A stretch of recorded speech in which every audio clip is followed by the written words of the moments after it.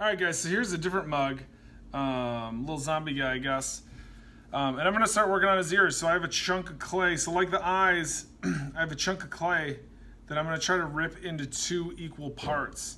When I'm doing pairs of things, I think it's a little bit easier to kind of work on them, or at least rough them out together, so that I'm not like making one and then trying to match the size over here. So I'm gonna just kind of work on these 2 things together. So I'm gonna start with an ear by rolling a ball of clay and then bringing my hands together like this and rolling this into a cone. So I'm bringing my hands into a V, so that ball of clay smushes down in there and becomes a little cone shape like this. And then I'm gonna start by kind of squishing it flat, and then I'm gonna push one end a little bit flatter than the other. So it's a little bit flatter here than on the back side. So this flatter side is gonna be the front edge of my ear as this goes on like this. So I can make an assessment about the size of this after I get it attached. So the ear, for the most part, your ear lines up with the top of your brow and about the bottom of your nose. So that's a good little like framework for that to fall into.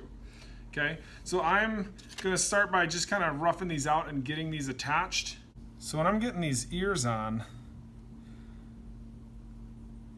I like to really just get them on well first, and then I'll go back and trim them down.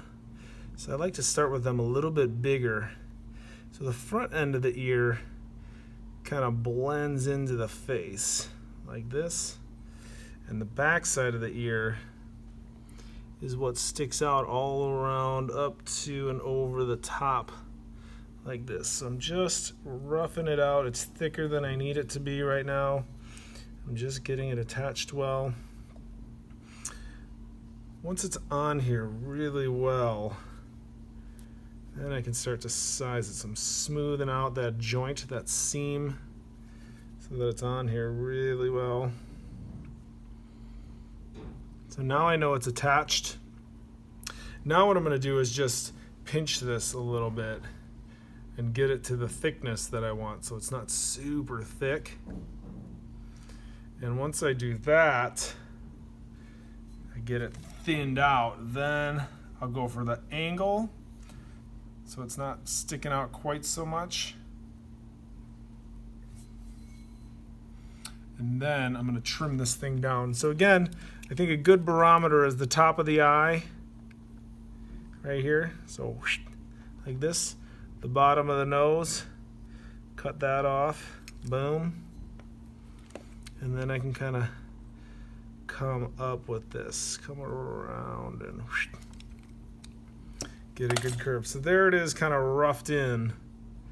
Then I can kind of round. I don't want to see that cut. This is an organic thing, so I don't want to see sharp cut edges on there.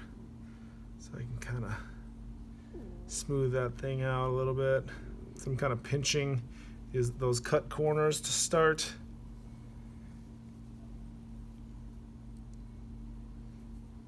Kind of starting to refine just the shape of it and the edges, so we're getting the shape kind of cleaned up a bit.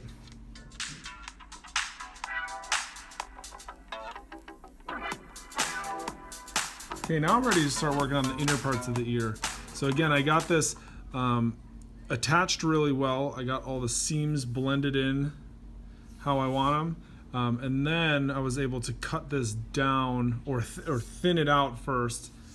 To the thickness that I wanted this ear to be. Then I was able to cut it down to the size that I wanted it to be. So those are my beginning steps. Now I'm going to start working on the inner parts of the ear.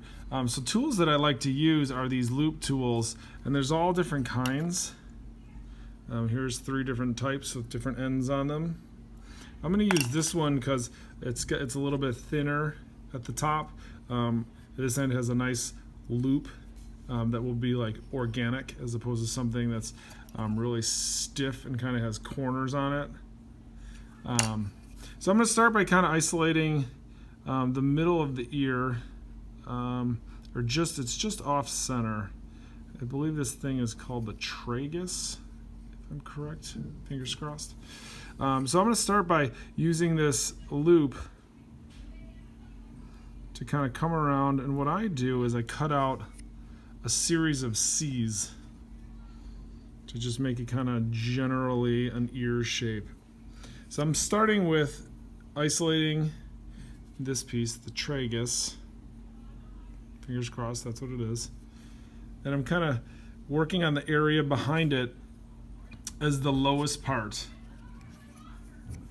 The next C that I'm going to cut out is the middle ground, the bigger area. So I'm cutting this out.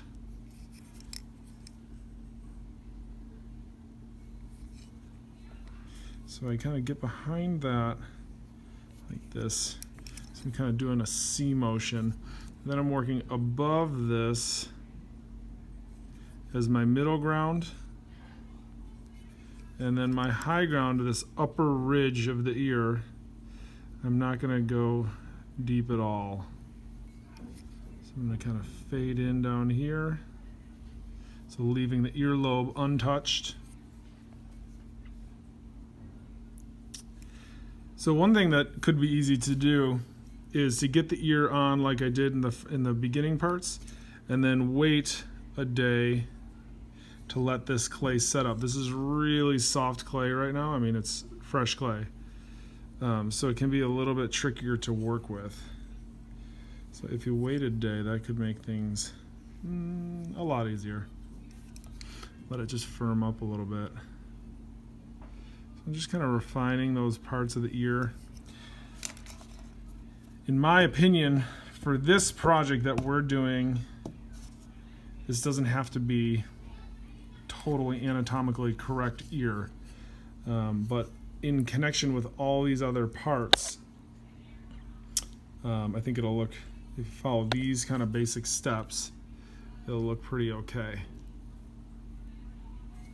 It'll look like an ear.